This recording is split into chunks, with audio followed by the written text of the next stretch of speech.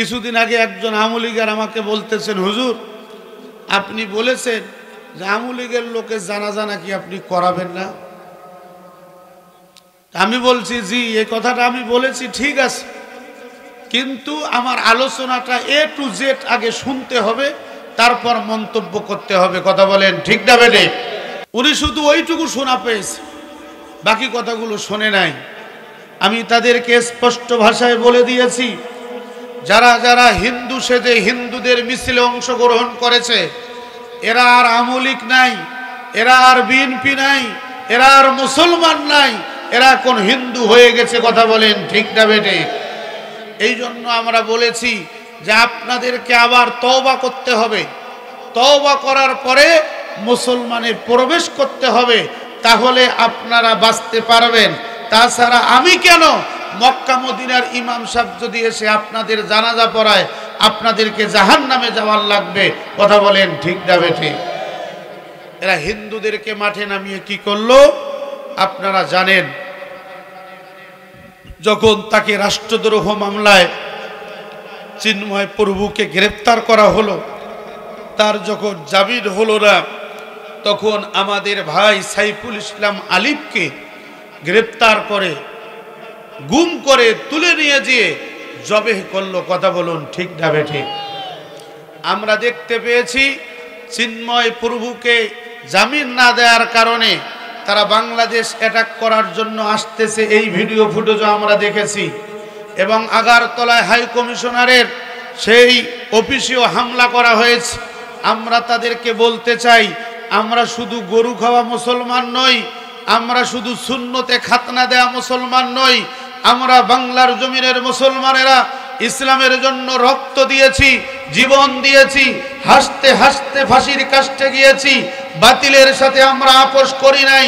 এই বাংলার জমিনকে আবারও যদি ভারত মুক্ত করতে হয়, ইন্ডিয়া মুক্ত করতে হয়, গাজোয়াই হিন্দের ডাক যদি দেওয়া হয়, আমাদের সন্তানরা এতিম হবে, আমাদের স্ত্রীরা বিধবা হবে, আমরা আমাদের জীবনকে উৎসর্গ করব, বাতিলের সাথে আপোষ করব না। কারা কারা করব না? দুই হাত তুলে আল্লাহ তাআলাকে দেখায়। জীবনের বিনিময় হলেও এই বাংলার জমিনে কালিমার পতাকা উড্ডীন হোক। কারা কারা চাই? দুই হাত তুলে আল্লাহ তাআলাকে দেখায়। লিল্লাহে তাকবীর। ইসলাম আছে যেখানে, কোরআন সুন্নাহ যেখানে, লিল্লাহে তাকবীর। আলহামদুলিল্লাহ। সম্মানিত ভাইরা আমার, আজকে তারা মনে করেছে যে আমরা মনে হয় ভুলে গেছি। আসলে আমরা ভুলে যাই নাই, আমরা রক্ত দিয়েছি। এই রক্ত যদি আরো প্রয়োজন হয় আমরা দিব, বাতিলের সাথে কোনো আপোষ হবে না। কথা বলুন ঠিক না বেঠিক? সম্মানিত ভাইরা আমার, আসুন আমি যে আয়াতে কারিমা তেলাওয়াত করেছি সূরা আল ইমরানের, এই আয়াতের মধ্যে আমি বলেছি যে তিনটা অংশ আছে। এক নাম্বার হলো ইমানদার হওয়া। ভালো করে শুনেন, এক নাম্বার কি? ইমানদার হওয়া। কোরআন থেকে আমি কথাগুলো বলবো, খুব মনোযোগ দিয়ে শুনবেন। আজকে আমাদের দেশে অনেক মানুষ আছে, যেই মানুষগুলোর টুপি আছে, যেই মানুষগুলোর পাঞ্জাবি আছে, যেই মানুষগুলোর জুব্বা আছে, কিন্তু অধিকাংশ মানুষের আজকে ঈমান নাই। কথা বলেন ঠিক না বেঠিক? এক নাম্বার হচ্ছে ইমানদার। ইমানদার কাকে বলে? ভালো করে শুনুন। একটু এই প্রশ্ন উত্তর আকারে কথাগুলো বললে আপনাদের খুব ভালো লাগবে, আমাদের খুব ভালো লাগবে। আমি আপনাদের কাছে বলতে চাই, বলুন তো আমার হাতে এটা কি? সবাইকে কথা বলতে হবে, এটা কি? এই কথাগুলি কার কথা? কথাগুলি কার কথা? যদি আল্লাহর কথা হয়ে থাকে তাহলে আল্লাহ পাক রব্বুল আলামিন যে কথাগুলি বলেছেন, এই কথাগুলি আমাদের ব্যক্তি জীবন থেকে শুরু করে আন্তর্জাতিক জীবন পর্যন্ত, আমাদের রান্নাঘর থেকে শুরু করে সংসদ ভবন পর্যন্ত এগুলো কথা সেট করার প্রয়োজন আছে না নাই? এই কালামে মাজিদে একটা দুইটা নয়, 114 খানা সূরা আছে। 114 খানা সূরার মধ্যে 92 থেকে 93টা সূরা আল্লাহ তাআলা নাজিল করেছেন মক্কায়। মক্কায় এই সূরাগুলির মধ্যে একটা সূরাতেও ইয়া আইয়ুহাল্লাযীনা আমানু বলেন নাই। আমার প্রশ্নটা এই জায়গায়, আচ্ছা বলেন তো, মক্কায় যদি 92 থেকে 93টা সূরা নাজিল হয়, তাহলে মক্কায় কি কোনো ঈমানদার ছিল না? তাহলে আল্লাহ তাআলা কেন মক্কায় ইয়া আইয়ুহাল্লাযীনা আমানু বললেন না? কারণটা কি? তাফসীর পড়ে দেখবেন, তাফসীরে মাজাহারি, তাফসীরে তাবারি, তাফসীরে ইবনে কাসির, তাফসীরে তাফহিমুল কোরআন, তাফসীরে ফি জিলালিল কোরআন, সমস্ত মুফাসসিরিনে কেরাম একমত যে মক্কায় আবু জেহেলের নেতৃত্বে রান্নাঘর থেকে শুরু করে সংসদ ভবন পর্যন্ত আবু জেহেলের আইন দিয়ে চলতো, যার জন্য আল্লাহ পাক রব্বুল আলামিন মক্কার লোকদেরকে ইয়া আইয়ুহাল্লাযীনা আমানু বলেন নাই। কথা বলেন ঠিক না বেঠিক? এবার তাহলে আমি আপনাদের কাছে প্রশ্ন করতে চাই, এই বাংলাদেশকে 92% মুসলমানের দেশ বলা হয়, এই দেশটাকে বলা হয় মসজিদের শহর, এই দেশটাকে বলা হয় মাদ্রাসার শহর, এই দেশের মধ্যে 10 লক্ষাধিক ওলামায়ে কেরাম হাফেজে কোরআন, কোটি কোটি মানুষ এই দেশের মধ্যে বসবাস করছে। এই দেশের মানুষ ইসলাম প্রিয়, কোরআন প্রিয়। এই দেশের মাটিতে যতগুলো তাফসির মাহফিল হয়, পৃথিবীতে আর কোনো রাষ্ট্রে এত বেশি তাফসির মাহফিল হয় না। এবার আমি আপনাদের কাছে প্রশ্ন রাখতে চাই, বাংলাদেশের পার্লামেন্টে মাত্র 2টা কোরআনের আয়াত আছে, আর কোনো আয়াত কায়েম নাই। তাহলে বলুন তো, আমরা কি ইয়া আইয়ুহাল্লাযীনা আমানুর কাতারে আছি না ইয়া আইয়ুহান নাসের কাতারে আছি? ইয়া আইয়ুহাল্লাযীনা আমানুর কাতারে আমরা। কথা কি পরিষ্কার? সম্মানিত ভাইরা আমার, গভীর মনোযোগ। আল্লাহ পাক রব্বুল আলামিন বলেন, ওই সমস্ত মানুষগুলো হচ্ছে ঈমানদার। ইন্নামাল মুমিনুনাল্লাযীনা আমানু বিল্লাহি ওয়া রাসূলিহি সুম্মা লাম ইয়ারতাবু ওয়া জাহাদু বিআমওয়ালিহিম ওয়া আনফুসিহিম ফি সাবিলিল্লাহ উলাইকা হুমুস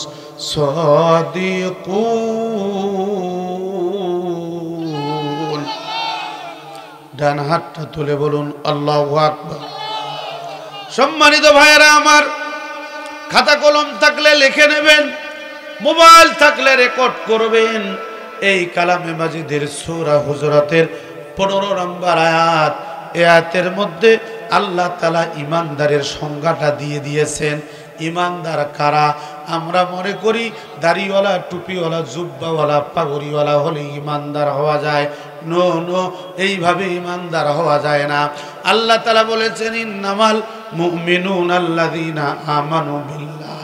1 নাম্বার হচ্ছে আল্লাহর উপরে ঈমান, 2 নাম্বার হচ্ছে ওয়া রাসূলিহি, তার রাসূলের উপরে ঈমান, 3 নাম্বার হচ্ছে সুম্মা লাম ইয়ারতাবু ওয়া জাহাদু বিআমওয়ালিহিম ওয়া আনফুসিহিম ফি সাবিলিল্লাহ। ওই মানুষগুলোর অন্তরের মধ্যে আর কোনো সন্দেহ থাকবে না, আর কোনো সংশয় থাকবে না। ওই ব্যক্তি মনে করবে, আমি জন্মগ্রহণ করেছি, আমি তো মৃত্যুবরণ করবই। আজকে আমি জন্মগ্রহণ করেছি, কালকে আমি পৃথিবীতে থাকব না। অতএব যতদিন বাঁচব ইসলামের জন্য বাঁচব। যদি জীবন দিতে হয় ইসলামের পক্ষে জীবন দেব, যদি সম্পদ দিতে হয় ইসলামের পক্ষেই সম্পদ ব্যয় করব, বাতিলের পা চাটা গোলামি করব না। আল্লাহ তাআলা বলেন, উলাইকা হুমুস সাদিকুন। ওই ঈমানদাররাই হচ্ছে সত্যবাদী ঈমানদার। চিৎকার করে বলুন সুবহানাল্লাহ। আমরা এই সমাজের মধ্যে অনেক রকমের ঈমানদার দেখেছি, হরেক রকম ঈমানদার আমাদের দেশে আছে। কথা বলেন, আছে না নাই? এক শ্রেণীর মানুষ, আমার কথাগুলো আপনাকে ভালো লাগতে পারে, খারাপও লাগতে পারে, তার কারণ হক কথা, তিতা কথা, এই কথাটা যে কোনো ধরনের ঈমানদার গ্রহণ করতে পারে না। কথা বলুন ঠিক না বেঠিক? এই বাংলাদেশের মধ্যে আমরা সাধারণত দেখি, ঈমানদারের মধ্যে এক শ্রেণীর ঈমানদার হচ্ছে যারা আল্লাহর উপরে ঈমান এনেছে, রাসূলের উপরে ঈমান এনেছে, এবং তারা জান এবং মাল নিয়ে, পাশাপাশি গাঠি গোঠা নিয়ে এরা টঙ্গীর ময়দানে গিয়ে জান্নাত খোঁজে। কথা বলেন ঠিক না বেঠিক? আমরা এতদিন ধরে দেখেছি ওই টঙ্গীর ময়দান থেকে তারা শুধু কান্নাকাটি করে আর চলে আসে, এর চেয়ে বেশি কিছু করে না। বলেন ঠিক না বেটে? সুইডেনে যখন কোরআন পুড়ে দিল, ভালো করে শুনুন, সুইডেনে যখন কোরআন পুড়ে দিল, শুধু বাংলাদেশ নয়, গোটা বিশ্বব্যাপী আন্দোলন তুঙ্গে উঠল। গোটা বিশ্বে যেখানে মুসলমান আছে সেখানে মুসলমানরা প্রতিবাদ করলো। আমি দেখেছি তাবলিগ জামাতের লোকজন, এই লোকগুলি গোটা পৃথিবীতে ছড়িয়ে ছিটিয়ে আছে, এরা একটা বিবৃতি পর্যন্ত দেয় নাই। কথা বলুন ঠিক না বেঠিক? তুমি যেই কালিমার দাওয়াত দিলে বুকেতে নাই তুলে, দেখো সেই কালিমার দাওয়াত দিয়ে কতজন যায় জেলে। কথা বলে ঠিক না বেঠিক? তুমি যেই কোরআনের দাওয়াত দিলে হাদিয়া তোফা মিলে, দেখো সেই কোরআনের ব্যাখ্যা লিখে কেউ ফাঁসিতে ঝোলে। তুমি দুনিয়ার মোহে জীবনের মায়া ছাড়তে পারো না, আল্লাহর রাহে নিজের জীবন দিতে জানো না। কেমন মুসলমান তুমি একটু বলো না, কেমন তোমার ঈমান একটু ভাবো না। তুমি মেসওয়াক করা ফজিলত তো জানো, খাবার শেষে মিষ্টি মুখের হাদিসটাও মানো। লিল্লাহে তাকবীর। যখন আমরা দেখলাম শেখ হাসিনা চলে গেল, তখন এক শ্রেণীর মানুষ এতদিন ধরে বলেছিল যে সাদ সাহেবকে বাংলাদেশে ঢুকতে দেয়া হবে না, উনি আসবে না। এখন তাবলিগের মধ্যে দুইটা গ্রুপ, একটা গ্রুপ সাতপন্থী আর একটা গ্রুপ জোবায়ের পন্থী। জোবায়ের পন্থীরা বলতেছে টঙ্গীর ময়দান আমাদের, সাতপন্থীরা বলতেছে টঙ্গীর ময়দান আমাদের। এখন এগুলো নিয়ে মারামারি করতে দুই চারজন যখন মরে গেল, শহীদ হয়ে গেল, তখন তারা বিক্ষোভ মিছিল করতেছে মাঠে ময়দানে, আর প্রতিবাদ করতেছে, আর এই হত্যাকাণ্ডের বিচার চাচ্ছে। কথা বলুন ঠিক না বেটে? আমরা তাদেরকে বলতে চাই যে কোরআনের দাওয়াত দিলে পরে, ইসলামের দাওয়াত দিলে পরে হকের উপর অবিচল থাকলে বাতিল চেপে বসবেই, বাতিল আসবেই। আমরা সাতপন্থীদের বিরুদ্ধে বলতে চাই না, জোবায়ের পন্থীর বিরুদ্ধে বলতে চাই না, শুধু এতটুকুন বলতে চাই, জোবায়ের পন্থীরাও আমাদের ভাই, সাতপন্থীরাও আমাদের ভাই। এই দেশের ফ্যাসিস্ট যে আল্লামা সাঈদীকে 1 বছর 2 বছর নয় 13.5 বছর পর্যন্ত জেলখানায় বন্দী করে রেখেছিল, ওই সময় লক্ষ লক্ষ তাবলীগ জামাতের শুভাকাঙ্ক্ষীরা, তখন আপনারা কোথায় ছিলেন? কথা বলুন ঠিক না বেটে? আপনাদের সাদ সাহেবের প্রতি এতই মহব্বত, আপনারা সাদ সাহেবকে নিয়ে আসার জন্য মানুষকে মারতেছেন, হত্যা করতেছেন। কোন খুনি, কোন হত্যাকারীর পক্ষে আমরা নই। আমরা বলতে চাই, বাংলাদেশে এখন ফ্যাসিস্ট নাই। এই বাংলার জমিন মুসলমানদের, এই বাংলার জমিনে আল্লামা সাঈদী শুয়ে আছে, এই বাংলার জমিনে শাহজালাল শুয়ে আছে, এই বাংলার জমিনে শাহপরাণ শুয়ে আছে। ভারত কেন, পৃথিবীর কোন পরাশক্তি বাংলাদেশের দিকে আঙ্গুল তুলে তাকালে আমরা তাদের আঙ্গুল তুলে ফেলবো। যদি তারা চোখ দিয়ে তাকায় আমরা চোখ উপরে ফেলবো। বাংলার জমিনের 1 ইঞ্চি মাটি কাউকে দখলদারিত্ব করতে দেওয়া হবে না। কারা কারা একমত? হাত তুলে আল্লাহ তাআলাকে দেখাও।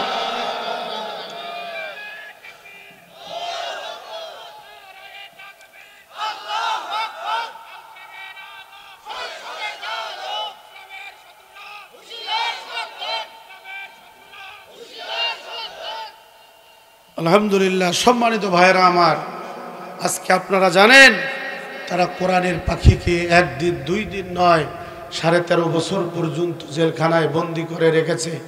নিজের মা মারা গেছে, নিজের মায়ের জানাজাতেও শরীক হতে দেয় নাই এই জালিম। কথা বলুন ঠিক না বেঠিক? আমরা আজকে স্পষ্ট ভাষায় বলবো, বাংলাদেশের কোরআনের পাখি, বাংলাদেশের শ্রেষ্ঠ আল্লাহর ওলি তো হচ্ছেন আল্লামা সাঈদী। বলেন ঠিক না বেটে? উনি বলেছেন যে আপনারা বেশি বাড়াবাড়ি করবেন না, আস্তে করে 12 কোটিয়ে গাছের গোড়া লাড়া দিবে, মামু বাড়ি দিল্লি গিয়া পড়বা। কোরআনের পাখির কথা বলছে কি বলে নাই? আজকে আল্লাহর ওলি আপনারা কাকে ভাবেন? এই দেশের মাটিতে ল্যাংটা পীর, এই দেশের মাটিতে গাজা পীর, এই দেশের মাটিতে খাজা পীর, এই দেশে পীরের অভাব নাই। কিন্তু আজকে হুবহু মিলে দেখেন, আল্লামা সাঈদী যখন সংসদ ভবনে বলেছিলেন, আপনারা যারা মাথা নিচু করে সংসদে প্রবেশ করেন এটা ডাইরেক্ট শিরক, এই শিরকের বিরুদ্ধে আল্লামা সাঈদী সর্বপ্রথম সংসদ ভবনে বক্তব্য দিয়েছেন। বলুন ঠিক না বেটে?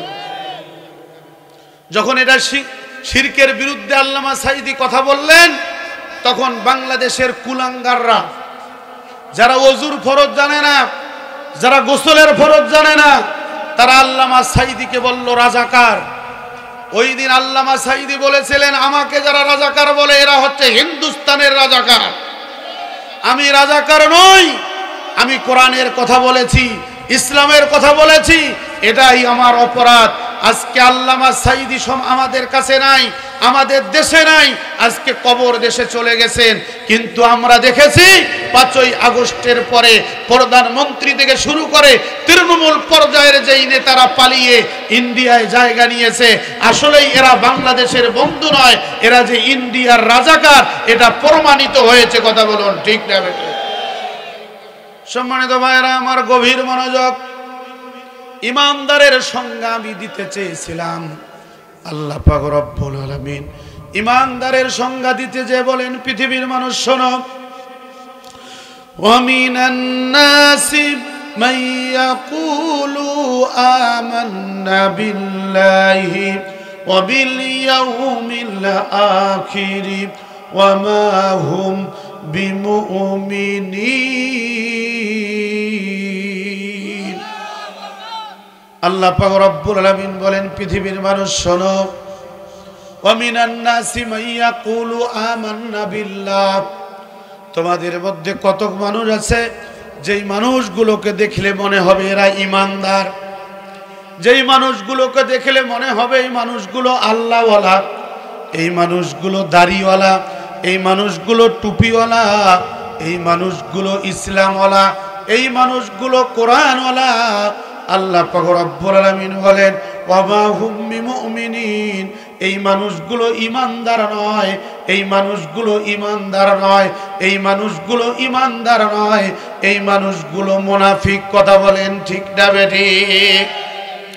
আল্লাহ পাক রব্বুল আলামিন আরো বলেন, পৃথিবীর মানুষ শোনো, মুযাবযাবিনা বাইনা যালিকা লা ইলাহা উলা ওয়ালা ইলাহা উলা ওয়া মান ইউদ্লিলিল্লাহু ফালান তাজিদা লাহু সাবিলা।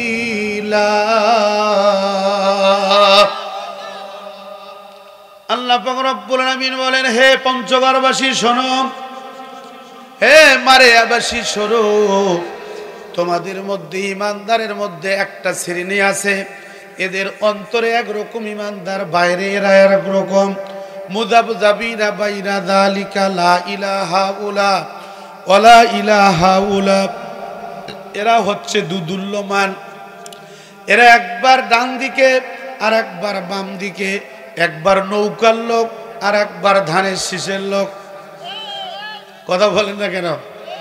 এখন দেখতেছে জামাত ইসলামের লোকজনের সমর্থন বাড়তেছে, এখন টুপি মাথায় দিয়ে বেড়ায়। আমি কিছুদিন আগে একটা প্রোগ্রামে গিয়েছি, এক ভাই আমাকে বলতে যে হুজুর এখন তো টুপিওয়ালার সংখ্যা বেশি। আমি বললাম কেন টুপিওয়ালার সংখ্যা বেশি? বলতেছে এখন আওয়ামী লীগের লোকজনও জামাতি হয়ে গেছে। আপনাদের এলাকাতেও হয়েছে নাকি? তা আমি বললাম যে টুপি মাথায় থাকলে আর দাড়ি থাকলে, আল্লামা সাঈদীর মতো টুপি মাথায় দিলে চশমা পরলেই কি সাঈদী হওয়া যাবে?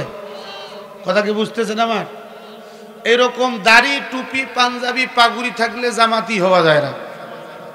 জামাত ইসলামী হতে গেলে আপনার কোয়ালিটি অর্জন করার লাগবে। জামাতের একটা কর্মীর গুণ হচ্ছে 5টা। কয়টা? কথা বলেন কয়টা? 1 নাম্বার হচ্ছে ইয়ানত দেওয়া, আগে মাল দিতে হবে। 2 নাম্বার হচ্ছে বৈঠকে বসতে হবে। 3 নাম্বার হচ্ছে রিপোর্ট রাখতে হবে। 4 নাম্বার হচ্ছে সামাজিক কাজ করতে হবে। 5 নাম্বার হচ্ছে দাওয়াতি কাজ করতে হবে। এই 5টা কাজ করলেই হওয়া যাবে। তাছাড়া এমনি এমনি দাড়ি টুপি পাঞ্জাবি পরলেই আপনি আল্লাহর খাতায়ও জামাতি হবেন না, জামাতির খাতাতেও জামাতি থাকবেন না। কথা বলুন ঠিক না বেটে? আল্লাহ বললেন এরা হচ্ছে দুদুল্যমান। এই যা হচ্ছে ধান ক্ষেত, তাই না? ধান খেতে অনেকগুলো ইঁদুরের খাল থাকে, থাকে না? ইঁদুরের খালের দিকে লক্ষ্য করবেন, এদের মুখ কিন্তু দুই তিনটে আছে। আপনি একদিক দিয়ে পানি ঢালবেন আর একদিক দিয়েও বের হয়ে যাবে। এরা হচ্ছে মুনাফিক। এরা কারা? কথা বলেন, এরা কারা? আল্লাহ তাআলা বললেন যে মুযাবযাবিনা বাইনা যালিকা লা ইলাহা উলা ওয়ালা ইলাহা উলা। এরা যেই দলটা ভারী দেখে ওই দলের পক্ষে গুণগান গায়। আসলে এরা প্রকৃতপক্ষে কোনো দলের নয়। এটা কার কথা? সম্মানিত ভাইয়েরা আমার, গভীর মনোযোগ। আজকে বাংলার জমিনে দাড়িওয়ালা, টুপিওয়ালা, জুব্বাওয়ালার যদিও সংখ্যা বেড়ে গেছে, কিন্তু ইমানদারের সংখ্যা বাড়ে নাই। ইমানদার ওই শ্রেণীর লোক পরিপূর্ণরূপে হবেন যেই ইমানদাররা আল্লাহ তাআলা বলেছেন বি আমওয়ালিহিম ওয়া আনফুসিহিম, যেই ইমানদাররা জান এবং মাল আল্লাহর জমিনে আল্লাহর দ্বীন কায়েমের জন্য ব্যয় করবে। আল্লাহ তাআলা বলেন উলাইকা হুমুস সাদিকুন। আল্লাহ পাক রব্বুল আলামিন বলেন ইমানদাররা শোনো, যারা আল্লাহর জমিনে আল্লাহর দ্বীন কায়েমের কাজ করবে এরা কি করবে? জান দিবে এবং মাল দিবে। তাহলে আমি আল্লাহ তাআলা কি করব তোমরা শোনো। ইয়া আইয়ুহাল্লাযীনা আমানু হাল আদুল্লুকুম আলা তিজারাতিন তুনজিকুম মিন আযাবিন আলীম। আল্লাহ পাক রব্বুল আলামিন বলেন ইমানদাররা, তোমাদের মধ্য থেকে এক শ্রেণীর ইমানদার আমি তাদেরকে ডাক দিয়ে বলতেছি, ইমানদাররা শোনো।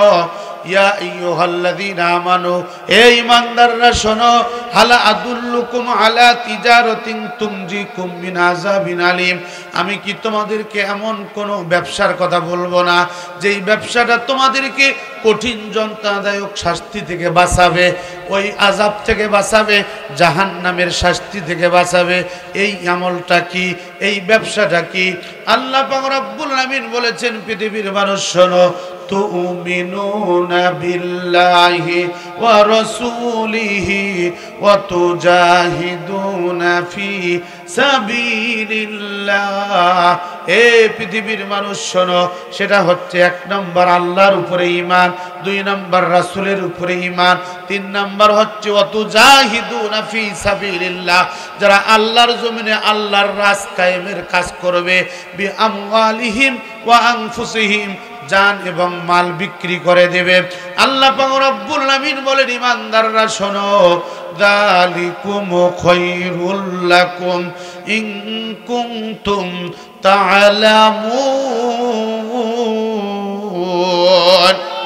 আল্লাহ তাআলা বলেন ইমানদাররা শোনো, যদি তোমরা এই কাজটা করতে পারো তাহলে কাজটা হলো ভালো কাজ, এই কাজটা হলো উত্তম কাজ। যদি তোমরা বুঝো এর চেয়ে ভালো কাজ আর নাই, কথা কার? তাহলে শুনুন, আপনার দাড়ি থাকবে, আপনার টুপি থাকবে, আপনার পাঞ্জাবি থাকবে, আপনার নামাজ থাকবে, আপনার রোজাও থাকবে, আপনাকে জান এবং মাল আল্লাহর জমিনে আল্লাহর রাজ কায়েমের জন্য ব্যয় করতে হবে। যদি আপনি করতে পারেন তাহলে আপনি ইমানদার, আর যদি করতে না পারেন পৃথিবীর জনশুমারিতে আপনি ইমানদার, কিন্তু আল্লাহর পার্লামেন্টে আপনি ইমানদার নয়। কথা বলুন ঠিক না বেটি? ওই ইমানদারদেরকে আল্লাহ তাআলা ডাকছে। আমাদের সমাজের মধ্যে আর এক শ্রেণীর ইমানদার আছে, বলবো? কথা বলেন, বলবো? বলছে বাবা ল্যাংটা ল্যাংটা রে, তোমায় দেখলে আল্লাহ দেখা হয়। আসরা নাই? বলছে ধরো কলকি মারো টান, খাজা বাবার আসে কান, মহিরা গেলে সঙ্গে কিছুই যাবে না। এই তরিকার লোক আছে না নাই? এখন তো ভণ্ড পীররা বেকায়দায় পড়ে গেছে। কথা বলেন না কেন? কিছুদিন আগে তাহেরি মাহফিলে শুনেছে যে পুলিশ আসতেছে, একদম লুঙ্গি টুঙ্গি সব খুলে দিয়ে নদী পার হয়ে তারপরে যে কোথায় আত্মগোপনে গেছে এখন আর খুঁজে পাওয়া যাচ্ছে না। কথা বলুন ঠিক না বেঠিক? আমরা কোনো আলেমদের বিরুদ্ধে বলতে চাই না, কিন্তু আমরা চাই আজকে ইসলামটাকে ভাগাভাগি করে এক শ্রেণীর মানুষ ইসলামটাকে নিয়ে গেছে মসজিদের কোণে, আর এক শ্রেণীর মানুষ ইসলামটাকে নিয়ে গেছে মাজারে। আমি আপনাদের কাছে প্রশ্ন রাখতে চাই, ইসলামটা যদি এতই সহজ হবে তাহলে আল্লাহর নবী সাল্লাল্লাহু আলাইহি সাল্লাম মক্কা থেকে মদিনায় হিজরত করলেন কেন? মক্কা তো হচ্ছে এমন একটা ঘর যেই ঘরে একবার সুবহানাল্লাহ বললে 1,00,000 বার বলার সওয়াব পাওয়া যায়। কথা বলেন ঠিক না বেঠিক? মাজারে জিকির করে যদি জান্নাত পাওয়া যাইতো তাহলে আল্লাহর নবী তো সবার আগে তার দাদার কবরটা মাজার তৈরি করে মক্কার ভিতরে থাকতো, মক্কা থেকে বাইরে যাওয়ার লাগতো না। কথা বলুন ঠিক না বেঠিক? এরপর আরেকটু দেখুন, আজকে তারা ইমাম হাসান হুসাইনের কথা বলে, তারা বলে যে তারা দাবি করে আমরা আহলে বাইত। আমরা বলতে চাই আপনারা যদি আহলে বাইত হন তাহলে আপনারা কি ইমাম হুসাইনের ওই জীবনী পড়েন নাই? যখন ইমাম হুসাইন দেখলেন যে এজিদ সরাসরি ইসলামের বিরুদ্ধে চলছে, ইসলামী খেলাফতের বিরুদ্ধে চলছে, তখন সবার আগে ইমাম হুসাইন আল্লাহর জমিনে আল্লাহর রাজ কায়েমের আহ্বান দিয়েছেন। বলুন ঠিক না বেঠিক? একটা উদাহরণ দেই আপনাদের কাছে। আচ্ছা মনে করেন আপনি সাকোয়ায় ঢাকার গাড়িতে উঠছেন, আপনি ঢাকায় যাচ্ছেন, ড্রাইভার ঠিক মতো গাড়িটা চালাচ্ছে কি চালাচ্ছে না? ড্রাইভারের পরে সবার আগে এটা বুঝতে পারবে কে? হেল্পার বুঝতে পারবে বা সুপারভাইজার বুঝতে পারবে? বলেন ঠিক না বেঠিক? আমি আপনাদের কাছে বলি, তার মানে হচ্ছে হেল্পারের ড্রাইভিং জানা আছে, ওই সুপারভাইজারের ড্রাইভিং জানা আছে, এজন্য উনি বুঝতে পারবেন যে আসলে ড্রাইভটা ঠিক মতো হচ্ছে কি হচ্ছে না। বলেন ঠিক না বেঠিক? আল্লাহ রাসূল সাল্লাল্লাহু আলাইহি সাল্লাম বিদায়ের পর হযরত আবু বকরের জামানায় খেলাফত ছিল, ভালো করে শুনুন। হযরত উমরের জামানায় খেলাফত ছিল, হযরত ওসমান রাদিয়াল্লাহু তাআলা আনহুর জামানায় খেলাফত ছিল, হযরত আলী রাদিয়াল্লাহু তাআলা আনহুর জামানায় খেলাফত ছিল, হযরত মুয়াবিয়ার ব্যাপারেও ইতিহাসবিদদের দ্বিমত আছে। হযরত মুয়াবিয়াকে আমিরে মুয়াবিয়া বলা হয়। এরপরে দেখুন ইমাম হুসাইন রাদিয়াল্লাহু তাআলা আনহুকে এজিদ বাহিনী কি নির্মমভাবে হত্যা করলো। আমি বলতে চাই, কোন মাজারে যদি জান্নাত পাওয়া যাবে, কোন মসজিদে যদি জান্নাত পাওয়া যাবে, এই হাদিসটা কি ইমাম হুসাইন পড়েন নাই? ইমাম হুসাইন তো মদিনা শরীফের ইমাম ছিল। সেই ইমাম হুসাইনকে কুফাবাসীর লোকজন আমন্ত্রণ করলো যে আমরা এজিদকে মানি না, আপনি আমাদের কাছে আসেন, আমরা আপনার হাতে হাত রেখে বায়াত গ্রহণ করব। ইমাম হুসাইন রাদিয়াল্লাহু তাআলা আনহু চলে গেলেন, তাদের আমন্ত্রণে সাহাবীদের সাথে পরামর্শ করে চলে গেলেন। চতুর্দিক দিয়ে এজিদ বাহিনী ঘেরাও করে ফেলল। ওই দিন এজিদ বাহিনী ঘেরাও করার পরে ইমাম হুসাইন তাদেরকে শর্ত দিয়েছিলেন 3টা। 1 নাম্বার হচ্ছে আমরা রাস্তা ভুল করেছি, আপনারা আমাদেরকে মদিনার রাস্তা দেখাই দেন, আমরা মদিনায় চলে যাব। 2 নাম্বার হচ্ছে ইমাম হুসাইন বলেছিলেন যে আমি এজিদের বাল্যকালের বন্ধু, তোমরা আমাকে এজিদের কাছে নিয়ে যাও, আমি এজিদের সাথে বসলেই একটা আপোষ মীমাংসা হয়ে যাবে। এজিদ বাহিনী তখনও তার এই বক্তব্য শোনেন নাই। 3য় নম্বর উনি বললেন তাহলে তোমরা কুফার রাস্তা আমাদেরকে দেখাই দাও, আমরা কুফার দিকে চলে যাব, আমরা আপনাদের সাথে যুদ্ধ করার জন্য আসি নাই। কিন্তু ইতিহাসের কি নির্মম পরিহাস, ইমাম হুসাইন সহ সেখানে তার অনুসারীরা প্রায় 82 জনকে তারা নির্মমভাবে হত্যা করলো। ইমাম হুসাইন বুঝতে পেরেছেন এটাই তার জীবনের শেষ সফর, আর তার সাথে মদিনাবাসীর দেখা হবে না। ওই দিন ইমাম হুসাইন রক্ত দিয়ে ফতোয়া দিয়ে গেছেন, যদি জীবন বিলিয়ে দিতে হয় জীবন বিলিয়ে দিতে হবে, বাতিলের সাথে আপোষ করা যাবে না। আপনারা জানেন আল্লামা সাইদি রহিমাহুল্লাহকে এই ফ্যাসিস্ট শেখ হাসিনা, জালিম শেখ হাসিনা প্রধানমন্ত্রীর চেয়ার কেন, তাকে অনেক বড় মন্ত্রীর চেয়ার দিতে চেয়েছিল। আল্লামা সাইদি বলেছিলেন কোরআন হাদিস পড়ে আমি জেনেছি আমায় আপনার ওই চেয়ারের কোনো মূল্য নাই। আমি কোরআন হাদিস পড়ে দেখেছি বাতিলের তরবারির নিচে জান্নাত। কথা বলুন ঠিক না বেটে? ওই দিন তারা আল্লামা সাঈদীকে অফার দিয়েছিল, আপনি জামাত ইসলামী ছেড়ে দেন, আপনাকে আমরা দল করার জন্য অফিস দিব, আমরা আপনাকে নেতা দেব, আমরা আপনাকে কর্মী দেব। উনি বলেছিলেন কোরআন হাদিস এটা বলে না। আল্লামা সাঈদী 1 বছর 2 বছর নয়, 13.5টা বছর পর্যন্ত জেলখানায় কারারুদ্ধ জীবন যাপন করেছেন, বাতিলের সাথে কোনো আপোষ করেন নাই। ইমানের সংজ্ঞা হচ্ছে এটাই। হে বাংলার জমিনের মুসলমানেরা, আমি আপনাদেরকে বলতে চাই, আজকে যদি মাজারে বসে গাঁজা খাওয়া হালাল হতো, আজকে যদি মাজারে বসে টাকা ইনকাম করাটাই জায়েজ হতো, তাহলে আল্লামা সাঈদীর বাবাও একজন পীর, আল্লামা সাঈদীর মতো পীর বাংলার জমিনে আর খুঁজে পাওয়া যেত না। উনিও মাজারের ব্যবসা করতেন। কথা বলুন ঠিক না বেটে? কিন্তু বাতিলরা বুঝতে পেরেছে কোরআনের পাখিকে ভারতের ইন্ধনে বন্দী করে রেখেছে। কোরআনের পাখিকে বন্দী করে রাখার পর শেষ পর্যন্ত বীজ প্রয়োগ করে হত্যা করেছে। এই বাংলার জমিন ছাত্র জনতা আন্দোলন করেছে, রক্ত দিয়েছে, জীবন দিয়েছে। যেই জমিনের মধ্যে আল্লামা সাঈদীর রক্ত পড়েছে, এই জমিনের মধ্যে যে বীজ প্রয়োগ করে হত্যা করেছে, তার ফাঁসি কার্যকর না হওয়া পর্যন্ত ছাত্র জনতা মাঠ ছাড়বে না। আমার সাথে কারা কারা একমত? হাত তুলে আল্লাহ তাআলাকে দেখা।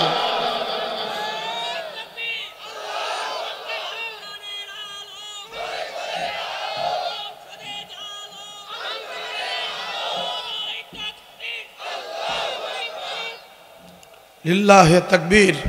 জালিম হাসিনা বলে সাঈদী রে, আল্লাহর কথা বলা ছেড়ে দে। ঠিক না বেরে? ফ্যাসিস্ট হাসিনা বলে সাঈদী রে, আল্লাহর কথা বলা ছেড়ে দে। আল্লামা সাঈদী বলেন জীবন দিব, আল্লামা সাঈদী বলেন শহীদ হব, তবুও ছাড়ব না ইল্লাল্লাহ লা ইলাহা। সম্মানিত ভাইরা আমার, আমি বলছিলাম ইমানদারের সংজ্ঞা।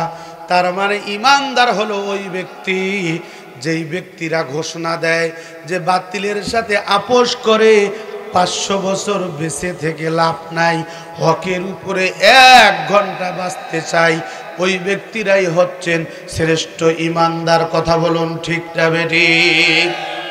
2 নম্বর হচ্ছে তাকুল্লাহ। আল্লাহর ভয় কাকে বলে একটু আমি আপনাদের কাছেই তুলে ধরতে চাই।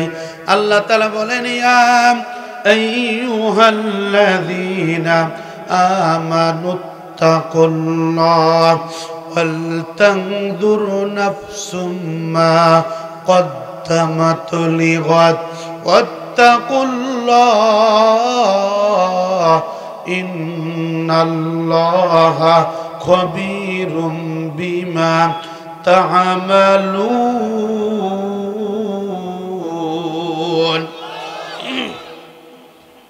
সম্মানিত ভাইরা আমার, এখানে আল্লাহ তাআলা ঈমানদারদেরকে ডাক দিয়েছেন, ঈমানদাররা শোনো, ইত্তাকুল্লাহ, তোমরা আল্লাহকে ভয় করো, ওয়াল তানজুরু নাফসুম মা কদ্দামাত লিগাদ, তুমি আগামী দিনের জন্য কি এমন আমল করতেছো, এই আমলের উপরে চিন্তা করো আর গবেষণা করো, তুমি আগামী দিনের কি পাতে অর্জন করছো। তার মানে হলো আপনার ব্যক্তি জীবন, আপনার পারিবারিক জীবন, আপনার সামাজিক জীবন, আপনার অর্থনৈতিক জীবন, আপনার রাজনৈতিক জীবন, আপনার জন্ম থেকে মৃত্যু পর্যন্ত আল্লাহ তাআলা বলেছেন তোমরা আমাকে ভয় করে তারপর ঢিলে ঢালে সাজাবে। এই বক্তব্য কার? আল্লাহ তাআলা বলেছেন তোমরা গবেষণা করবে, চিন্তা করবে। হে আব্দুল্লাহ, হে আব্দুর রহিম, তুমি আজকে যার পিছনে ঘুরঘুর করো, তুমি আজকে যার পিছনে স্লোগান দাও, তুমি আজকে যার পিছনে বক্তব্য দাও, তুমি কি জানো এই ব্যক্তি ইমানদার কিনা, এই ব্যক্তি মুসলমান কিনা, এই ব্যক্তি ওযুর ফরজ জানে কিনা, এই ব্যক্তি গোসলের ফরজ জানে কিনা? এগুলো আগে জানো, তারপর তার পিছনে ছোট। কথা বলেন ঠিক না বেটি? আল্লাহ তাআলা বলেন তুমি গবেষণা করো, তুমি চিন্তা করো, ইত্তাকুল্লাহ। এরপরে আল্লাহ আবারও বলেন তোমরা আল্লাহকে ভয় করো, ইন্নাল্লাহা খবীরুম বিমা তা'মালুন। বান্দারে তুমি কি কাজ করছো আর না করছো, তুমি জেনে করছো না না জেনে করছো, এই সংবাদ কেউ না জানলে আমি আল্লাহ তাআলা জানি। কথা বলেন ঠিক না বেঠিক? আজকে আমি বলতে চাই, বাংলাদেশ 1971 সালে স্বাধীন হয়েছে। আমরা 1971 সাল থেকে শুরু করে 2024 সাল পর্যন্ত দেখলাম আমাদের সমাজে কেউ শান্তি দিতে পারে। আমরা আগামী দিনে শুধু দেখার বাকি আছে কোরআনের শাসন। কথা বলেন না কেন? লাঙ্গল জোয়াল যা কিছু আছে সব কিছু দেখা শেষ। আমরা বলতে চাই আগামী দিনে এই জমিনের রাজ হবে আল কোরআনের বাংলাদেশ। কথা বলুন ঠিক না বেঠিক? ইসলামটাকে বাংলাদেশের পার্লামেন্টে দিলে আমরা কেমন শাসন পাবো আমি কি বলবো? মন খারাপ করবেন, রাগ করবেন? গত কয়েকদিন আগে ফখরুল সাহেব আপনাদের এলাকায় আসছিল, আসেন? উনি জনসভা করেছেন। এরকম অনেক বড় বড় নেতা যাদের মাহফিলে লক্ষ লক্ষ মানুষ হচ্ছে। আমি বুঝার জন্য বলছি আপনাদেরকে, কিয়ামতের মাঠে প্রত্যেকটা মানুষকে তার নেতার সাথে হাজির করা হবে। আপনি কোন নেতার পিছনে স্লোগান দিয়েছেন? আমরা দেখেছি বাংলাদেশের নেতাদের মুখে এক কথা, বাইরে আর এক কথা। কথা বলেন না কেন? এই পাগলা কাউয়া কাদের বলেছিল না, পালাবো না। যে কোথায় যাবেন? বলছে খেলা হবে। বলছে কেন আমি পালাবো? প্রয়োজনে ফখরুল সাহেবের বাসায় যাব। ঠাকুরগাঁয়ে ওর বাসা আছে না? এখন অনেকে মনে করতেছে যে ফখরুল সাহেব আবার জায়গা দিল নাকি। এই জন্য আমাদের ছেলেরা এখন বলেছে ফখরুল সাহেব আপনার বাসায় কাউয়া কাদের গেছেনি, ঠাকুর গায়ের বাসায় আপনি থাকতে তারে দিছেননি। কথা বলেন না কেন? তার সাথে যে হিসেব বাকি, তার সাথে যে হিসেব বাকি আছে কোটি জনতার, পালিয়ে গেছে কাউয়া কাদের কেউ জানে না খবর তার, ভালো হয়ে যাও। ঠিক না বেটি? শেখ হাসিনা বলেছিল যে, কি বলেছিল? শেখ মুজিবুরের মেয়ে, বঙ্গবন্ধুর মেয়ে পালায় না। এদের চরিত্র মঞ্চে একরকম, বাইরে আর একরকম। কথা বলেন ঠিক না বেঠিক? সম্মানিত ভাইয়েরা আমার, সংক্ষিপ্তভাবে একজন কোরআনের শাসকের জীবনী থেকে ছোট্ট একটা উদাহরণ আমি পেশ করতে চাই। নাম হচ্ছে আল্লাহর বান্দার সাইয়্যিদ আমের আল জুমাহি রাদিয়াল্লাহু তাআলা আনহু। হযরতে আমিরুল মুমিনিন ওমর ফারুক রাদিয়াল্লাহু তাআলা আনহুর জামানায় তাকে হিমসের গভর্নরের দায়িত্ব দেয়া হলো। যখন তাকে দায়িত্ব দেয়া হলো তখন তিনি কান্নায় বেহুশ। উনি কান্না করছেন আর বলছেন, আমিরুল মুমিনিন, আমার চেয়ে অনেক যোগ্য যোগ্য সাহাবীরা আছে, আপনি তাদেরকে এই দায়িত্ব দেন, এই দায়িত্ব আমি পালন করতে পারবো না। হযরত ওমর ফারুক রাদিয়াল্লাহু তাআলা আনহু বলল, ও সাইয়্যিদ, তুমি কি ভুলে গেছো? তুমি কি ভুলেই গেছো? তুমি জানো না যখন আমাকে আমির হিসাবে নির্বাচিত করা হয়েছিল তখন আমি শপথ নিতে চেয়েছিলাম না যে অর্ধ পৃথিবীর বাদশাহী আমি কেমনে করব, এই অর্ধ পৃথিবীর দায়িত্ব আমি কেমনে পালন করব, এটা আমার দ্বারা সম্ভব নয়। আমি ওই দিন যখন এই দায়িত্ব নিতে চাই নাই তখন তোমরা কি করেছিলে? তোমরা সকলে মিলে জোরপূর্বক আমাকে দায়িত্ব দিয়েছ। অতএব উমর যেই দায়িত্ব যাকে দেয়ার নিয়ত করেছে সেই ওই দায়িত্ব পালন করবে। চিৎকার করে বলুন আল্লাহু আকবার। সম্মানিত ভাইরা আমার, আমরা দেখেছি এই বাংলাদেশে অনেক মানুষ চেয়ার নিয়ে মারামারি করে। কথা বলে দেখেন নাই? সভাপতি হতে পারে নাই, এজন্য একটা মসজিদ ভেঙে এখন 10টা মসজিদ হয়েছে। আপনাদের এলাকায় আছে না নাই? হায়রে সভাপতি ওযুর ফরজ জানে না, গোসলের ফরজ জানে না, মসজিদ মাদ্রাসার সভাপতি হয়। এদেরকে সভাপতির দায়িত্ব দেয়া জায়েজ নাই। মসজিদ মাদ্রাসা কবরস্থানের সভাপতি হবে ওই ব্যক্তি যেই ব্যক্তি ইমামের পরিবর্তে নামাজ পড়াবে। কথা বলুন ঠিক না বেটা? দলের চেয়ারের কথা বাদেই দিলাম, আমরা দেখেছি অনেক জায়গায় দায়িত্ব নিয়ে মারামারি হয়। আর বাংলার জমিনে আমরা এরকমও দেখেছি যাদেরকে দায়িত্ব দিলে পরে শপথ নেয়ার জন্য কান্না করে। কথা বলুন ঠিক না বেটি? এরা দায়িত্ব নিতে চায় না। আপনারা জানেন, আপনাদের এই জেলার সেটআপগুলো তো আপনারা দেখেছেন, আমরা মিডিয়ার মাধ্যমে দেখেছি। প্রত্যেকটা জায়গায় যারা ইসলাম নিয়ে আন্দোলন করে, কোরআন নিয়ে আন্দোলন করে, এরা কখনো চেয়ারকে কোনো কিছু মনে করে না। এই চেয়ারের মালিক তারা মনে করে একমাত্র আল্লাহ এবং তার রাসূলের। কথা বলুন ঠিক না বেটি? সম্মানিত ভাইয়েরা আমার, গভীর মনোযোগ। হিমসের গভর্নর হযরতে সাইয়্যিদ আমির আল জুমাহি রাদিয়াল্লাহু তাআলা আনহু দায়িত্ব নিয়ে হিমসে চলে গেলেন। অনেক বড় লম্বা ঘটনা, আমি সংক্ষিপ্তভাবে আমার সময়টাকেই ম্যানেজ করে আমি বলে শেষ করে দিব। সংক্ষিপ্তভাবে বলছি, হযরতে সাইয়্যিদ আমির আল জুমাহি একদিন চলে গেল, 2 দিন চলে গেল, 3 দিন চলে গেল, এভাবে 1 বছর চলে গেল, 2 বছর চলে গেল। 3 বছরে দায়িত্ব যখন পালন করা হলো, হযরতে উমর ফারুক রাদিয়াল্লাহু তাআলা আনহু একটা প্রতিনিধি দল হিমসে পাঠাই দিলেন। ওই হিমস থেকে তারা একটু খোঁজ খবর নিয়ে তারপর আবার মদিনায় যাবে। মদিনার থেকে আবার হিমসের জন্য একটা বাজের আসবে। চিৎকার করে বলুন আল্লাহু আকবার। যেই দেশের শাসক নামাজি হয়, যেই দেশের শাসক ইমানদার হয়, যেই দেশের শাসকরা ইসলাম ওয়ালা হয়, কোরআন ওয়ালা হয়, তাদের চরিত্রটা কেমন এটা বুঝার জন্য আমি বলছি। আল্লাহর ভয় কাকে বলে দেখুন। হযরতে উমর ফারুক রাদিয়াল্লাহু তাআলা আনহুর ওই প্রতিনিধি দল চলে গেছে হিমসে। চলে যাওয়ার পর চতুর্দিক দিয়ে তারা সফর শেষ করে শেষে যখন চলে আসবেন, হযরত উমর বলেছেন, যখন তোমরা চলে আসবে তখন ওই দেশের দারিদ্র যারা গরিব মানুষ, এদের একটা তালিকা করে আমার কাছে নিয়ে আসবে। চিৎকার করে বলুন আল্লাহু আকবার। ওই প্রতিনিধি দল যখন দায়িত্ব নেয়ার পরে তারা শুরু করলো তালিকা। দরিদ্র মানুষের তালিকা হচ্ছে, গরিব মানুষের তালিকা হচ্ছে। ওই তালিকার মধ্যে সবার উপরে সাইয়্যিদ আমির আল জুমাহির নামটা দিয়েছে। বলুন সুবহানাল্লাহ।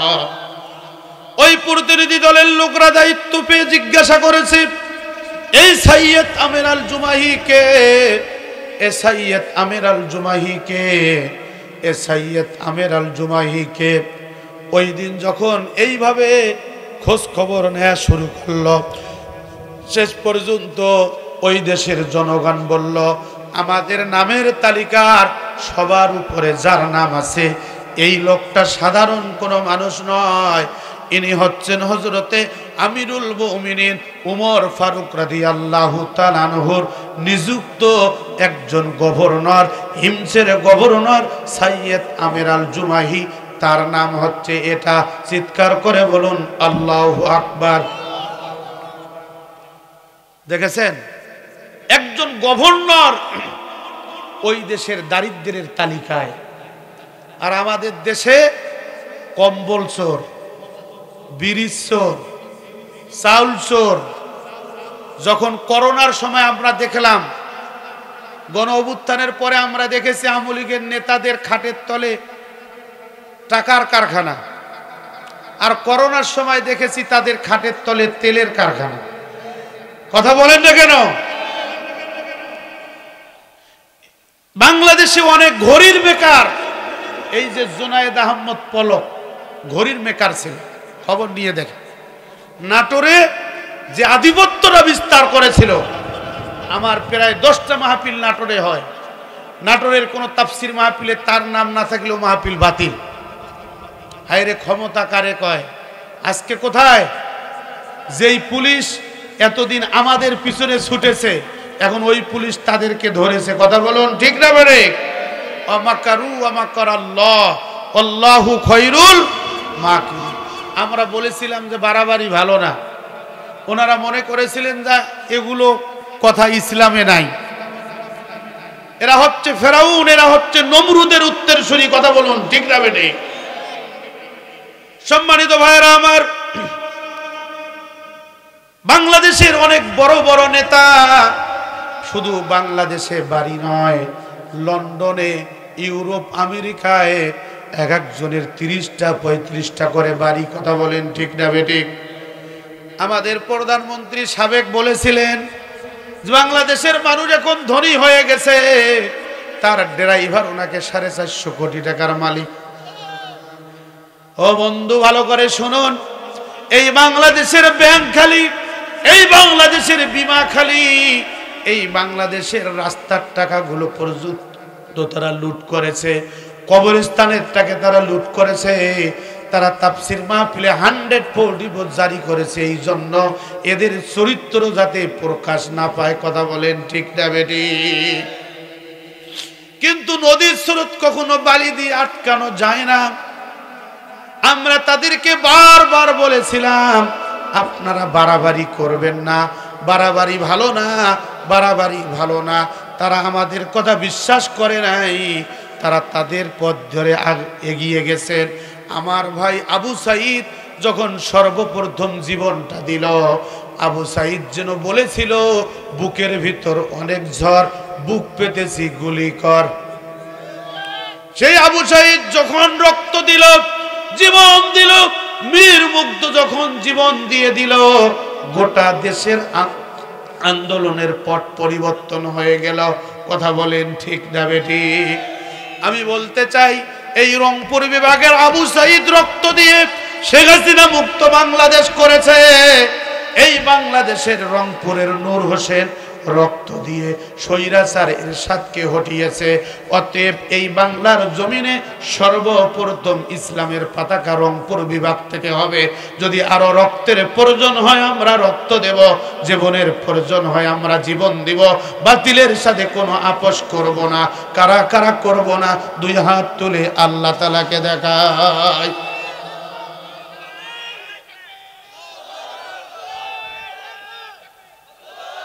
লিল্লাহে তাকবীর। ভারতের দালালেরা, ভারতের দালালেরা, বাংলাদেশের শত্রুরা, লিল্লাহে তাকবীর। আজকে যখন একজন মুক্তিযোদ্ধা লাঞ্ছিত হয়েছে, বাংলাদেশে বোবা কান্না শুরু হয়ে গেছে। কথা বলেন না কেন? অথচ জামাত ইসলামের জেলা আমির অনেক আছেন, তারা বীর মুক্তিযোদ্ধা, নায়েবে আমির বীর মুক্তিযোদ্ধা। এদেরকে যখন বেরি পরানো হয়েছিল, এদেরকে যখন হ্যান্ডকাপ লাগিয়ে কোর্টে তোলা হয়েছিল, তখন আপনাদের এই কান্না কোথায় ছিল বলুন? ঠিক না? ইসলামীকে ধরলেই সব হালাল হয়ে যায়।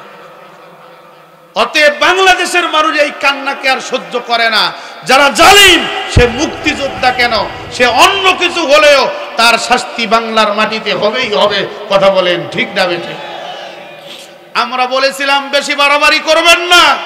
এরা বাড়াবাড়ি করতে করতে শেষ সীমানায় পৌঁছে গেছে। আমাদের নেতৃবৃন্দরা যারা কোনো অন্যায় করেনি, যেই মানুষগুলার মন্ত্রণালয় থেকে 2 টাকা দুর্নীতি পাওয়া যায়নি, এরা ওই মানুষগুলোকে ধরে ধরে জেলখানায় বন্দি করে ফাঁসির রায় পর্যন্ত দিয়েছিল। কথা বলুন ঠিক না বেটি? আমরা তারপরে বলেছিলাম বেশি বাড়াবাড়ি করবেন না, এই বাড়াবাড়ির ফল ভালো হবে না। তারা শেষ পর্যন্ত ফাঁসি কার্যকর করলো। আজকে সেই আন্তর্জাতিক ট্রাইব্যুনাল আছে, আজকে সেই বাংলার জমিনে ওই রশি আছে, বাংলার জমিনে ওই খাতা আছে, বাংলার জমিনে ওই কলম আছে, যেই রশি দিয়ে মাওলানা নিজামীর শহীদ কার্যকর করা হয়েছে, যেই রশি দিয়ে আমার ভাই মুজাহিদের ফাঁসি কার্যকর করা হয়েছে, ওই রশি দিয়ে এই বাংলার মাটিতে শেখ হাসিনার ফাঁসি নিশ্চিত করতেই হবে। আমার সাথে কারা কারা একমত? হাত তুলে আল্লাহ তাআলাকে দেখা।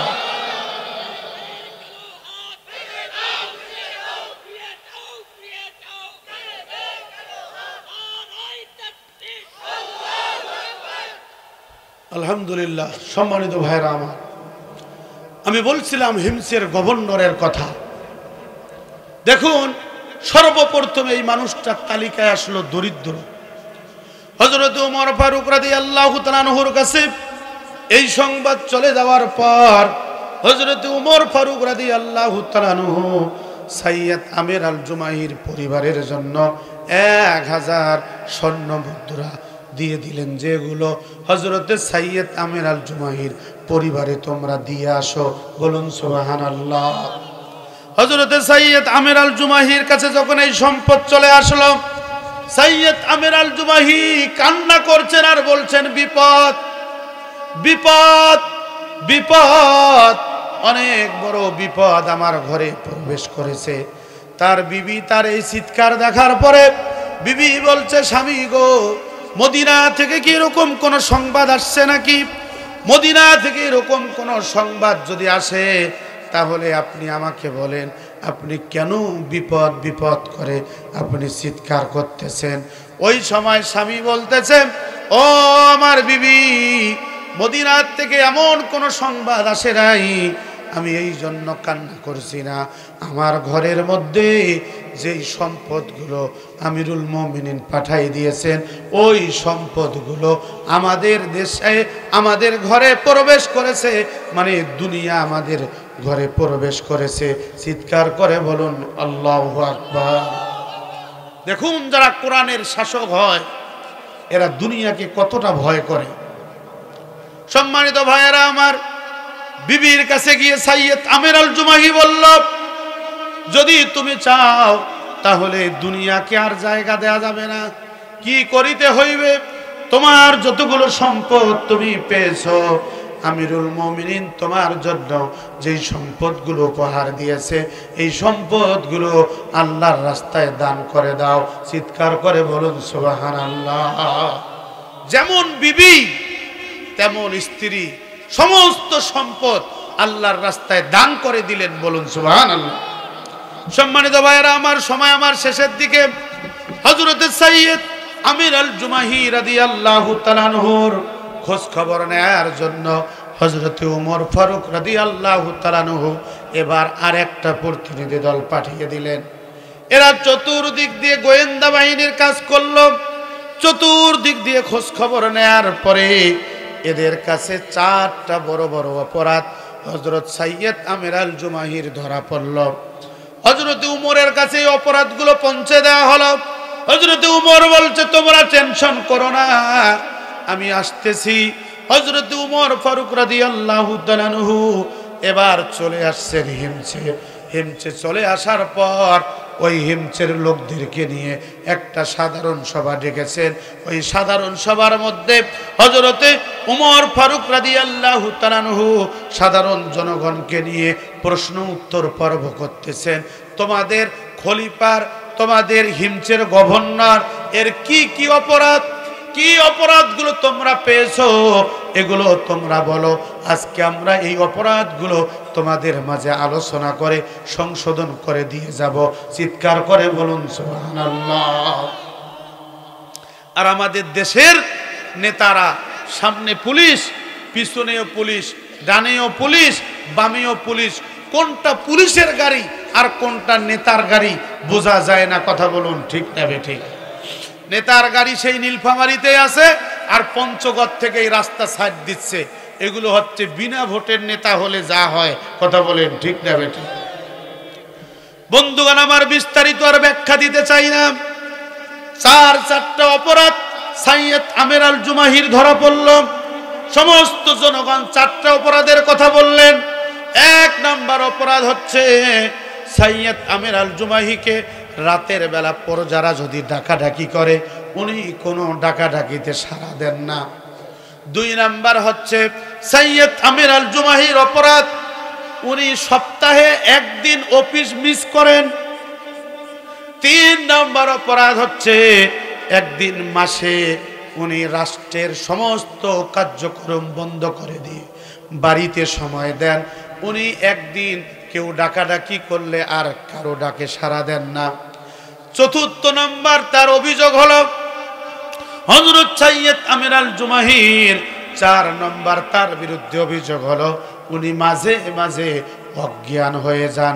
চিৎকার করে বলুন আল্লাহু আকবার। কোন রাষ্ট্রের শাসক যদি ইসলাম বোঝে, কোন রাষ্ট্রের শাসক যদি কোরআন বুঝে, দেখবেন ওই শাসকের মূল সংগঠক যারা, তাদের সামনে এসে তারা এরকম সাধারণ সভা করে জনগণের মুখোমুখি নেতাদেরকে হাজির করাবেন। নেতারা কি দিতে চায় আর জনগণ কি চায়, এটা মুখোমুখি কথোপকথনের মাধ্যমে সমাধান করা হবে। এটার নাম হচ্ছে ইসলাম। কথা বলেন ঠিক না বেটি? আর আমাদের সমাজে নিজের মা বলতেছে আমার ছেলে যে চেয়ারম্যান, আমি যে ভোটে দেই না। এই কথা বলেন না কেন? চেয়ারম্যান সাহেব তো খেপে গেছে। চেয়ারম্যান সাহেব বলছে যে মা কি ব্যাপার, আপনি আমার বিরুদ্ধে ভাবে অভিযোগ দিচ্ছেন, আপনি নাকি আমাকে ভোট দেন নাই। তা বলছে জি বাবা, আমি তো তোমাকে ভোট দেই নাই। যখন আমি ভোট দিতে গেলাম তখন দরজার সামনে চৌকিদার বলতেছে যে চাচি বাড়ি যাও, ভোট হয়ে গেছে। এ কথা বলেন না কেন? বিনা ভোটের নেতা হইলে যা হয়। সম্মানিত ভাইরা আমার, হযরত ওমর ফারুক রাদিয়াল্লাহু তাআলা আনহু জিজ্ঞাসা করতেছে, সাইয়্যেদ তোমার বিরুদ্ধে এক নম্বর অভিযোগ হলো দিনের বেলা তুমি তোমার জনগণের ডাকে সাড়া দাও, রাতের বেলা জনগণ ডাকলে কেন তুমি সাড়া দাও না? হযরত সাইয়্যেদ আমির আল জুমাহি দু চোখের পানি ছেড়ে দিয়ে কান্না শুরু করে দিয়েছেন। বলেছেন আমিরুল মুমিনিন, আমি এই জন্য বলেছিলাম এই দায়িত্ব আমি নিতে পারবো না, আপনি আমাকে জোর করে দায়িত্ব দিয়েছেন। আজকে আমি আপনাকে বলতে চাই আমার কোনো অপরাধ নাই, আমার কোনো অপরাধ নাই। আমি আমার আল্লাহর সঙ্গে এমন সম্পর্ক করে ফেলছি, আমার আল্লাহর সাথে আমার এমন সম্পর্ক, এই দেশের সূর্য যখন উঠবে, সূর্য ওঠা থেকে শুরু করে সূর্য ডোবা পর্যন্ত আমি আমার জনগণের জন্য সময় ব্যয় করতে রাজি আছি। কিন্তু যখন সূর্যটা ডুবে যাবে, ওই সূর্য ডুবে যাওয়ার পরে ওই সূর্যাস্ত পর্যন্ত এই সময়টা আমি আমার আল্লাহর জন্য ওয়াকফ করতে চাই। চিৎকার করে বলুন সুবহানাল্লাহ। এর নাম হচ্ছে ইসলাম। উনি বলেছেন যে রাতটা আমি আমার আল্লাহর জন্য ওয়াকফ করে দিয়েছি, আর দিনটা জনগণের জন্য ওয়াকফ করে দিয়েছি। আর আমাদের দেশের নেতা ওযুর ফরজ জানে না, গোসলের ফরজ জানে না, আমরা ওই নেতাদের পিছনে ঘুরঘুর করে চলছি। এরা কোরআন জানে না, হাদিস জানে না। এত সুন্দর একটা মাদ্রাসা, এই মাদ্রাসাগুলিতে দেখবেন কয়টা নেতার সন্তান পড়াশোনা করে। আমি বারবার বলেছি, আজকেও বলে দিয়ে যাই, আপনার সন্তানকে আপনি ডাক্তার বানাবেন, আপনি মাস্টার বানাবেন, আপনি অফিসার বানাবেন, আপনি ইঞ্জিনিয়ার বানাবেন, আপনি যা কিছু করেন না কেন, সবার আগে আপনার সন্তানকে আপনি কোরআন শিক্ষা দেবেন। যদি আপনি কোরআন শিক্ষা দিতে পারেন, আপনি একজন সাকসেসফুল পিতা। কথা বলেন ঠিক না বেঠিক? কোরআন আপনি শিক্ষা দিতে পারেন নাই, আপনি মরে যাবেন, আমরা সবাই কবরে চলে যাব। ওই আপনার সন্তান কবরের পাশে গিয়ে আসলে কি পরে দোয়া করতে হবে, এই দোয়াটুকুনো জানবে না। কথা বলুন ঠিক না বেঠিক? সম্মানিত ভাইয়েরা আমার, এই জন্য ইসলামকে জানতে হবে। দেখুন, যেই মানুষগুলো ইসলাম জানে, যেই মানুষগুলো ইসলাম অনুযায়ী জীবন যাপন করে, এই মানুষগুলো গাজার আসরে বসে না, এই মানুষগুলো মদের আড্ডায় বসে না, এই মানুষগুলো জুয়ার প্যান্ডেলে বসে না, এই মানুষগুলো অশ্লীলতার সাথে তাদের কোনো সম্পর্ক নাই। কথা বলেন ঠিক না বেটি? আজকে যেই মানুষগুলো সন্ত্রাসী কর্মকাণ্ডের সঙ্গে জড়িত, আজকে যেই মানুষগুলো নেশা দ্রব্যের সাথে জড়িত, বাংলাদেশের ইসলামপন্থীরা বাদে অনেক নেতাকে আমরা দেখেছি রাতের বেলা এদের চরিত্র একরকম, দিনের বেলা এদের চরিত্র আর এক রকম। কথা বলেন ঠিক না বেটি? আমি একদিন আপনাদের আটোয়ারিতে মাহফিল করে বাড়িতে যাচ্ছি, পথিমধ্যে গাড়ি একটু খুব কুয়াশা, কিচ্ছু দেখা যাচ্ছে না। দেখতেছি এক লোক, সুনাম দেহের অধিকারী, সুন্দর চেহারা, উনি বড় একটা কারেন্টের পোলকে এভাবে ধাক্কা দিয়ে বলতেছে চল বাড়ি যা। কারেন্টের পোলকে যে বলতেছে বাড়ি যা, ওর মাথা ঠিক আছে? অবশ্যই এটা লাল পানি পান করেছে। কথা বলেন ঠিক না বেঠিক? আমাদের দেশের ইসলামপন্থীরা ব্যতীত উল্লেখযোগ্য নেতারা, এদের চরিত্র রাতে একরকম, দিনে আর একরকম। কথা বলুন ঠিক না বেঠিক? অতএব সাবধান, কিয়ামতের মাঠে কঠিন মুসিবতের সময় আল্লাহ তাআলা বলেন, ইয়াউমা নাদউ কুল্লা উনাসিন বিইমামিহিম। এই পৃথিবীর মানুষ, প্রত্যেকটা মানুষকে তার নেতার সাথে হাজির করা হবে। আপনি কোন দল করেন আপনার ব্যাপার, কোরআন বলতেছে নেতার সাথে আমি হাজির করাবো। ইয়াকুদুমু কওমাহু ইয়াউমাইযিম মিনান নার। আল্লাহ তাআলা বলেন, পৃথিবীর মানুষ শোনো, তোমরা যারা নেতার আনুগত্য করবা, ওই নেতার সাথে তোমাদের হাজির করা হবে। ওই দিন তোমার নেতা যদি ইসলাম প্রিয় না হয়, ওই দিন তোমার নেতা যদি কোরআন প্রিয় না হয়, ওই দিন তুমি আফসোস করবার বলবা, ও আমার রব, আপনি আমাকে আজকে ছেড়ে দেন, আমি এখন দুনিয়াতে যাব, আর কোনোদিনও আমি অন ইসলামিক নেতার পিছনে আমি ঘুরঘুর করব না, আর কোনোদিন স্লোগান দিব না অমুক ভাইয়ের চরিত্র ফুলের মতো পবিত্র, অথচ সে গাঁজা খাইতো, সে মদ খাইতো, সে জুয়া খেলতো, সে অন্যায়ভাবে অশ্লীলতার সাথে জড়িত ছিল, এটা আমার জানা ছিল না। আল্লাহ পাক রব্বুল আলামিন বলেন, বান্দা শোনো, তুমি আজকে ভাবতেছো আবার আমি দুনিয়াতে যাব, দুনিয়াতে গিয়ে আমি ভালো কিছু করে আসব। ও বান্দা না, সময় শেষ হয়ে গেছে। ইদা জা আজালুহুম লা ইস্তাখিরুনা সাআতাও ওয়া লা ইস্তাকদিমুন। আল্লাহ তাআলা বলবেন যে সময় শেষ হয়ে গেছে, আর তোমার কোনো সুযোগ নাই, তোমাকে এখন জাহান্নামে যাওয়ার লাগবে। চিৎকার করে বলুন নাউজুবিল্লাহ। কি সমস্যা তোমার? কি সমস্যার কারণে তুমি সপ্তাহে একদিন অফিস মিস করো? হযরত সৈয়দ আমির আল জুমাহি বলছেন, আমিরুল মুমিনিন, আমি কি আপনাকে একা কি বলবো, না আমি 10 সমাজে বলবো? হযরত উমর বললেন যে ঠিক আছে, তুমি 10 সমাজেই বলো। হযরত উমর ফারুক রাদিয়াল্লাহু তাআলা আনহুর অনুমতি নেয়ার পরে বললেন, আমিরুল মুমিনিন, আমার বাড়িতে তেমন কোনো খাবার নাই, আমার বাড়িতে তেমন কোনো কাপড় নাই, আমার বাড়িতে কাজের কোনো মানুষ নাই, আমার বিবি অসুস্থ। চিৎকার করে বলুন আল্লাহু আকবার। বলছে যে আমার বিবি অসুস্থ, আমার বিবি তেমন কাজকর্ম করতে পারে না, একটা সপ্তাহ ধরে যেই কাজগুলো পরে থাকে, যেই কাপড়গুলো ময়লা হয়ে যায়, এই কাপড়গুলো আমি ছাইয়ে পরিষ্কার করি, যার জন্য আমি সময় পাই না, এই জন্য একটা দিন আমি সপ্তাহে অফিস মিস করে থাকি। চিৎকার করে বলুন আল্লাহু আকবার। আর আমাদের দেশের পেপার পত্রিকা খুললেই আমরা দেখতে পাই অমুক নেতার বাড়ির কাজের মেয়ে আত্মহত্যা করেছে। বলুন ঠিক না বেঠিক? ইসলামপন্থী নেতাদের বাড়িতে এরকম কোন আদর্শ ঘটে না।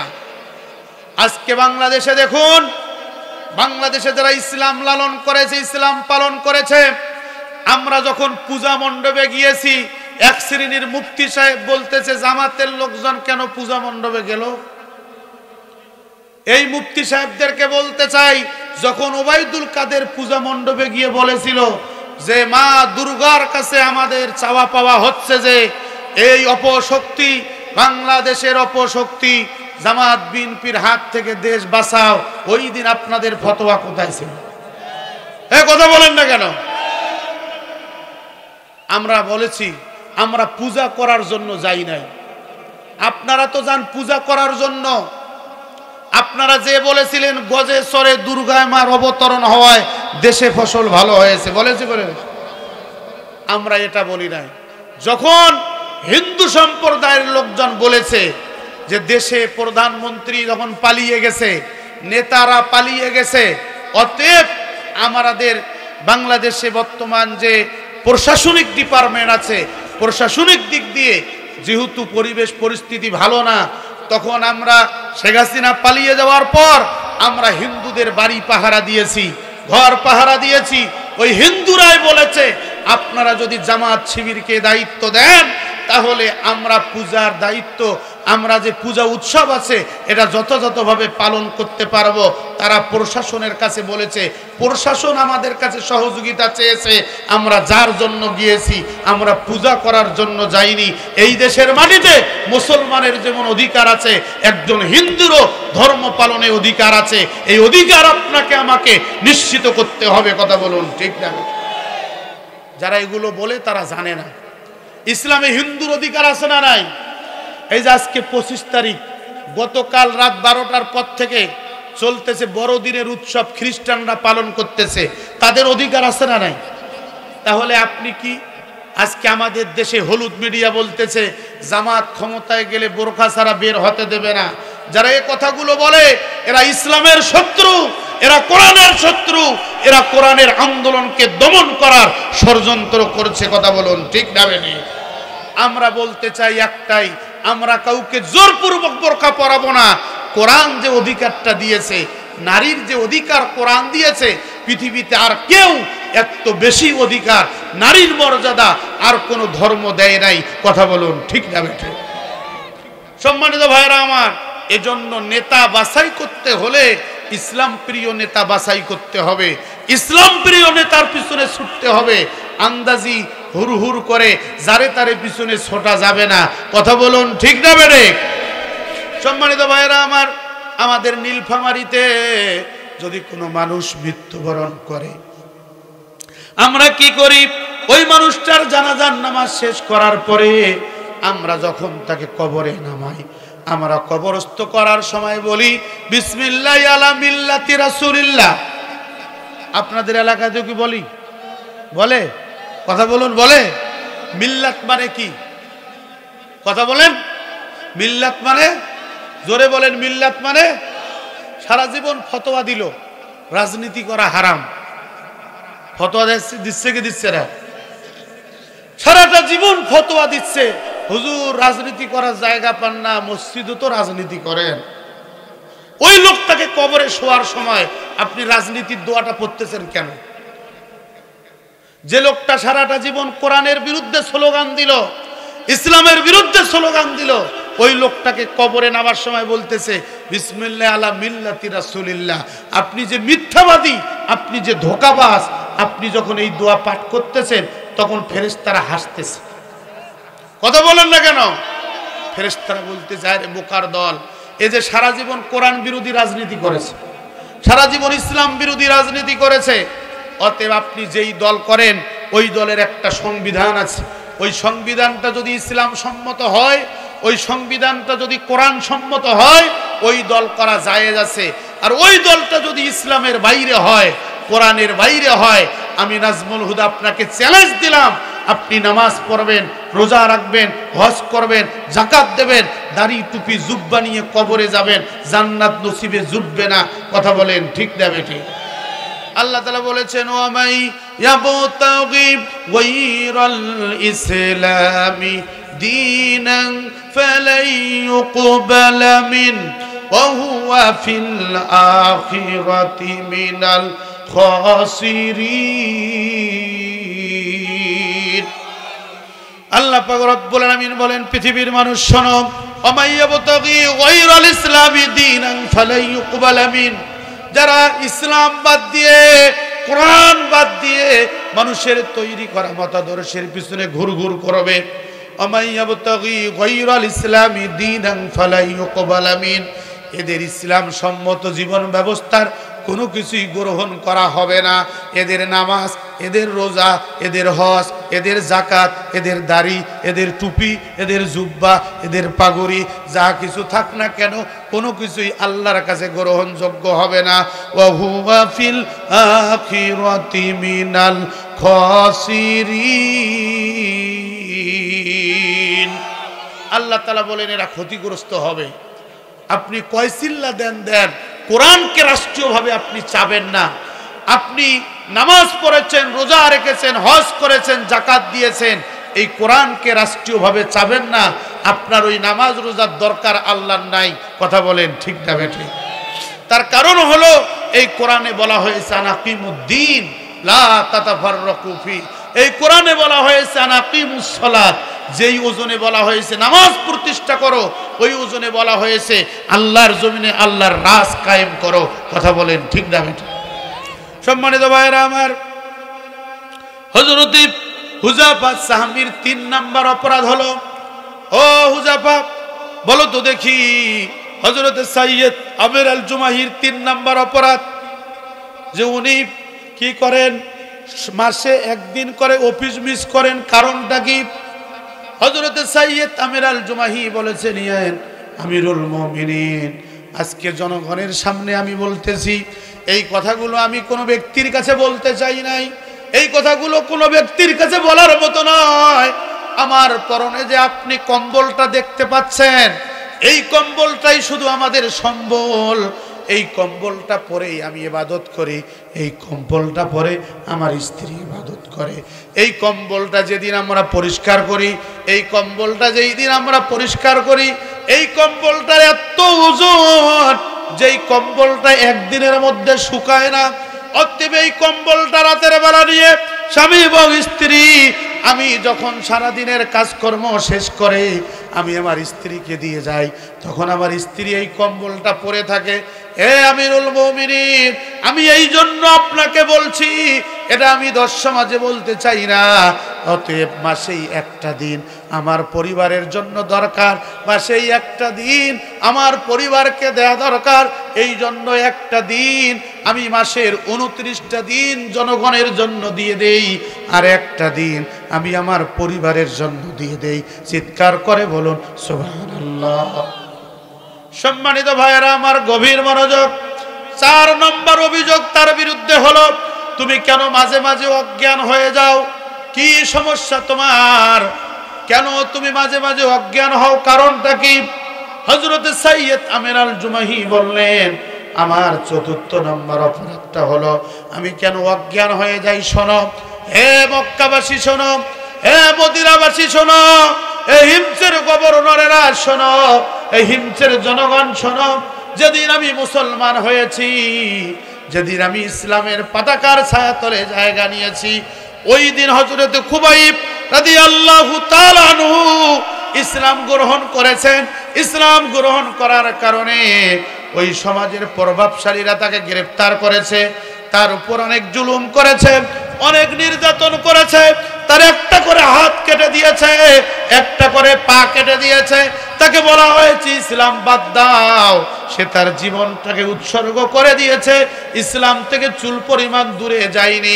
যখন আমার মনে পড়ে যায় হযরতে খাব্বাবের ইতিহাসের কথা, যখন আমার মনে পড়ে যায় খুবাইবের শাহাদাতের কথা, তখন আমি কান্না করি।